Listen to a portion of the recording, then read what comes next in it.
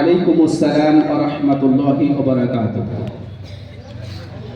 কোরআন কারীমের গ্রামারে অনেকগুলো প্রশ্ন আছে, যেহেতু অতগুলো প্রশ্ন করা সম্ভব না, আমি মাত্র দুই একটা প্রশ্ন করছি।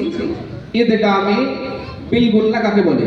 নুন সাকিন অথবা তানবিনের পর রূপে ইয়ামিনের মধ্যে হতে যদি কোনো অক্ষর আছে তাহলে নুন সাকিন কিংবা তানবিনকে গুন্না সহ মিলিয়ে পড়তে হয়। মাশাআল্লাহ, জাযাকাল্লাহু খায়র ওয়া আহসানা জাযা। আমরা কোরআনের কারীমের মধ্যে অনেক জায়গায় একটু গুন্না করে ইখফা করে পড়ি। এগুলো কোরআনের কারীমের গ্রামারের একটা পরিভাষা, যেগুলো হয়তো আমরা অনেকে বুঝতে পারছি, আবার অনেকে বুঝতে পারছি না।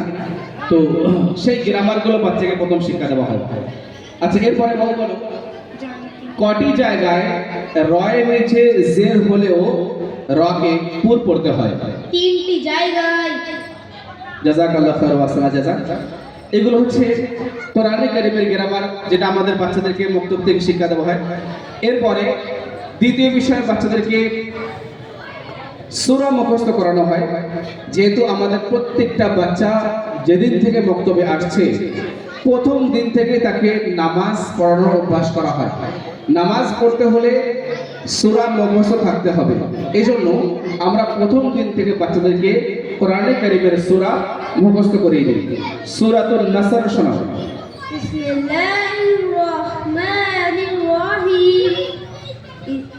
ইজা জাআ নাসরুল্লাহি ওয়াল ফাth আরাআইতান নাসা ইয়াদখুলুনা ফী দীনিল্লাহি আফওয়াজা ফাসাব্বিহ বিহামদি রাব্বিকা ওয়াস্তাগফির ইন্নাহু কানা তাওয়াবা।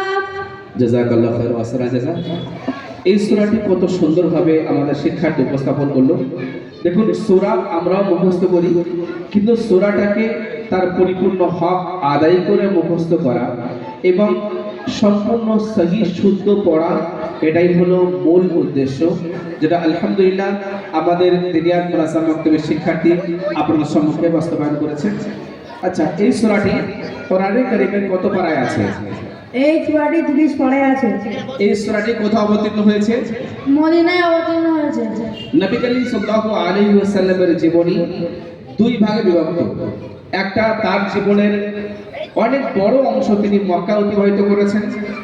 জন্ম থেকে নিয়ে 40 বছর বয়স পর্যন্ত তিনি মক্কায় অতিবাহিত করেছেন এবং 40 বছর বয়সে তার উপরে আল্লাহর পক্ষ থেকে নবুয়তের দায়িত্ব ভার প্রদান করা হয়।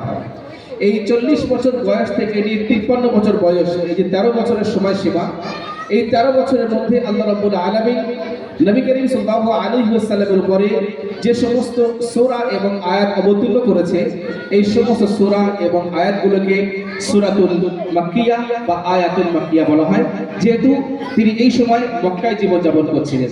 তারপরে তিনি আল্লাহর আদেশে 53 বছর বয়সে মক্কা থেকে নিজের জন্মভূমি মাতৃভূমি ছেড়ে তিনি মদিনায় পাড়ি দেন এবং মদিনা থাকাকালীন যে সমস্ত সূরা এবং আয়াত অবতীর্ণ হয়েছে, এই সমস্ত সূরা এবং আয়াতগুলোকে আয়াতুল মাদানিয়া বা সূরাতুল মাদানিয়া বলা হয়। আচ্ছা, এই সূরা নাসরের মধ্যে কয়টি আয়াত আছে? সূরা নাসরের মধ্যে 3টি আয়াত আছে।